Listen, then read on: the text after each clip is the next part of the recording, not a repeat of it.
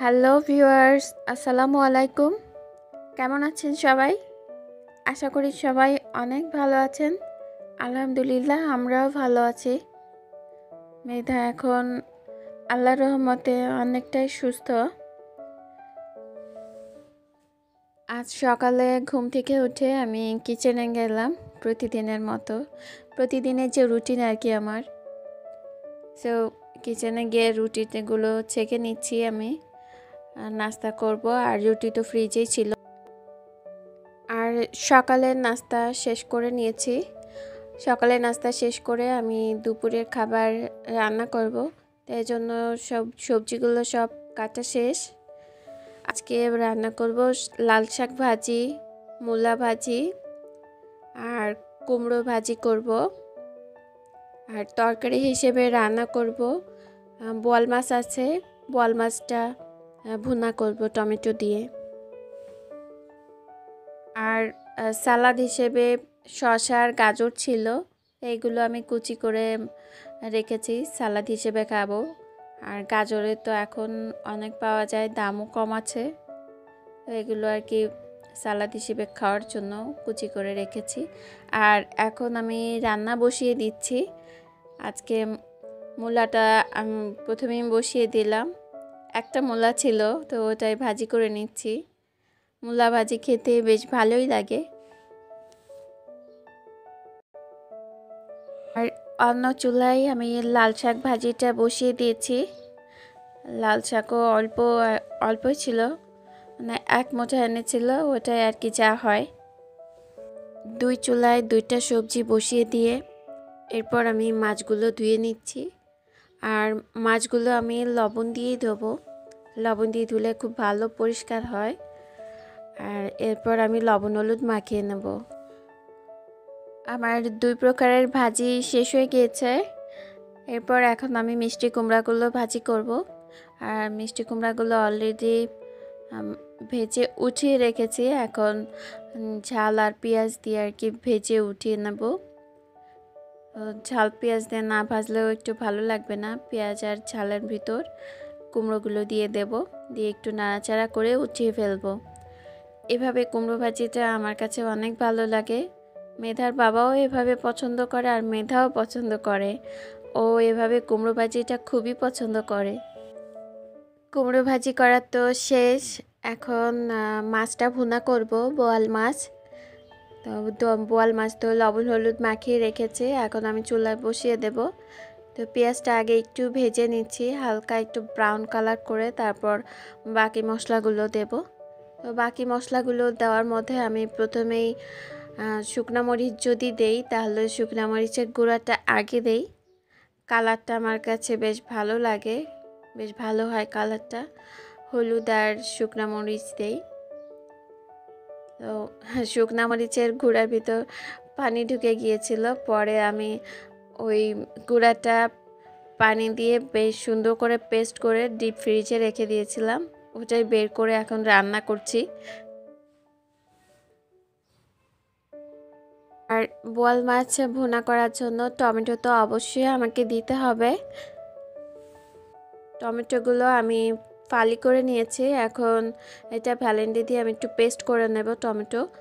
আর tomato paste দিয়ে মাছ ভুনা করলে আমার কাছে বেশ ভালো লাগে, কারণ টমেটোর টেস্টটাও থাকে, আবার মশলাটাও বেশ ঘন হয়। খুবই ভালো লাগে আমার কাছে। মেধার বাবাও এভাবে বেশ পছন্দ করে। মশলাটা আমার কষানো প্রায় হয়ে গিয়েছে। এখন আমি টমেটো পেস্টটা ঢেলে দিলাম। টমেটো পেস্টটা ঢেলে দেওয়ার পর কালারটা আরও সুন্দর দেখাচ্ছে। মশলাটা কষানো খুব ভালো করেই কষানো শেষ। এখন আমি মাছগুলো দিয়ে একটু কষিয়ে নিচ্ছি মশলার সঙ্গে। আর আলুগুলো আমি দিয়ে দিচ্ছি। মাছগুলো উঠিয়ে রাখলাম না, কারণ মাছটা তো আমি ভুনাই করছি, এ কারণে আমি আলুগুলো দিয়ে দিলাম। আলুটাও এর সঙ্গে হয়ে যাবে। তো কষানো শেষ মাছ আর আলু। এখন একটু পানি দিয়ে দিলাম, হালকা গরম পানি দিয়েছি, তাড়াতাড়ি সেদ্ধ হয়ে যাবে আলুগুলো। এখন একটু ঢেকে দিলাম। আর ধনে পাতা কুচি তো দিতেই হবে ভুনার মধ্যে, না হলে তো ভালো লাগবে না। তো আমার রান্না প্রায় শেষ এখন।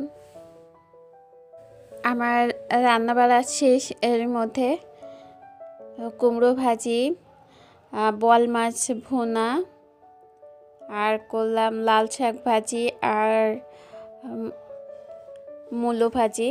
তো সবগুলো আর কি হয়ে গিয়েছে। আর অল্প অল্প করেই করলে আমার জন্য সুবিধা হয়, না হলে ফ্রিজে টেনে নিয়ে বেড়াতে হয়, খাওয়া হয় না সহজে। আর রান্না শেষ করেই তো আমার প্রথম কাজ মেধাকে খাওয়ানো। আর মেধাকে তো এখন একটু আরও বেশি টেক কেয়ার করতে হচ্ছে, কারণ ওর শরীরটা অনেক খারাপ, মুখে রুচিও নাই। মেধাকে খাইয়ে নিয়েছি, মেধাকে খাওয়ানো শেষ করে ওকে গোসলও করিয়ে দিয়েছি। ও এখন চুপ করে শুয়ে টিভি দেখছে একটু। মেধা চুপ করে বসে টিভি দেখছে। আর এই সুযোগে আমি একটু আমার চুলের যত্ন নেব। আসলে অনেক দিন আমার চুলের কোনো যত্ন করা হয় না, প্রচুর হেয়ার ফল হচ্ছে। মানে এরকম আমার আগে কখনো হয়নি, এত পরিমাণে হেয়ার ফল হচ্ছে ইদানিং। বেশ কিছুদিন ধরেই হচ্ছে, তো আমি তেমন কেয়ার করছিলাম না। এখন দেখলাম যে একটু টেক কেয়ার করা দরকার। আগে আমি চুলের অনেক যত্ন নিতাম মেধা জন্মের আগে। প্রতি সপ্তাহে নিয়ম করে চুলে তেল দেওয়া বা সপ্তাহে একবার প্যাক লাগানো, প্রোটিন ট্রিটমেন্ট করা, এগুলো সবই করতাম, কিন্তু এখন আর করা হয় না। এ কারণেই পড়ছে চুল। তো আজকে চুল আমি এই প্যাকটা একটু লাগাচ্ছি। এখানে প্যাকটার মধ্যে আছে আমলকি, শিকাকাই, প্রোটিন ট্রিটমেন্ট আর কি এটা। তো এটা আমার ননদের কাছ থেকে নিয়ে এসেছি প্যাকটা। আর এর মধ্যে আমি টক দই দিয়েছি, 2-3 টেবিল চামচ টক দই দিলাম। আর একটু মেহেদি ছিল, গুঁড়া মেহেদি, এগুলো দিয়ে আর কি পেস্ট করে মাথায় দিব। আর শীত এখন একটু কমেছে, এই জন্যই দিচ্ছি। শীত বেশি থাকলে তো এগুলো দেওয়া যায় না।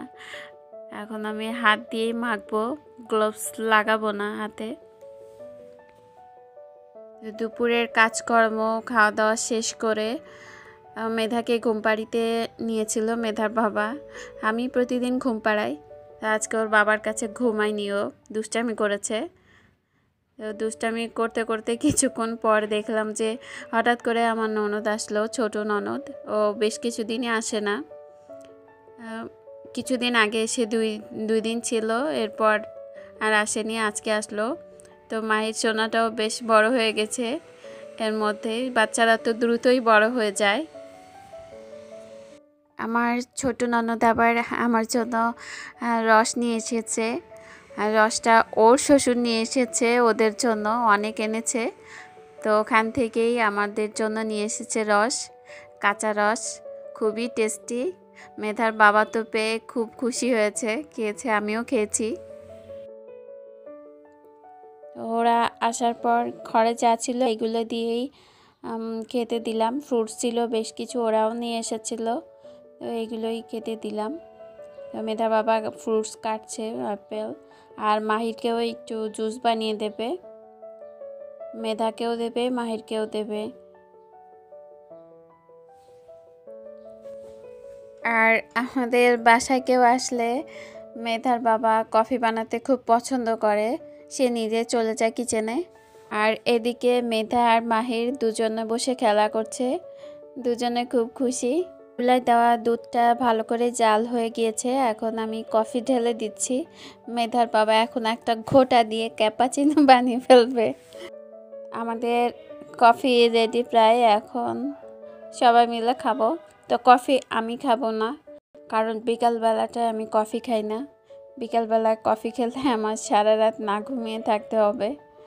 সকালবেলা কফি হলে খাওয়া যায়, বাট বিকালবেলাটা আমি কফি খাই না। দুধ চাও অ্যাভয়েড করি, রং চাটা খাই, রং চাটায় প্রবলেম হয় না।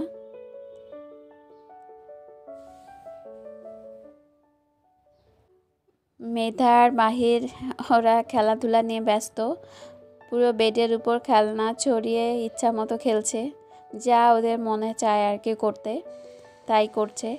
আর মাহিরও নতুন নতুন খেলনা পেয়ে অনেক খুশি। প্রথমে তো সব খেলনা দিয়ে খেলা শুরু করেছে, তো খেলার থেকে মুখে দেয় বেশি, আর মেধাও এই বয়সে এটাই করতো। তো ভিউয়ার্স, আমার নেক্সট ভিডিও দেখার আমন্ত্রণ জানিয়ে আমার আজকের ভিডিওটা এখানেই শেষ করছি। আমার আজকের ভিডিওটা যদি ভালো লাগে অবশ্যই লাইক দিবেন, কমেন্ট করবেন আর আমার চ্যানেলটি সাবস্ক্রাইব করবেন। সবাই ভালো থাকবেন, সবাইকে আল্লাহ হাফেজ।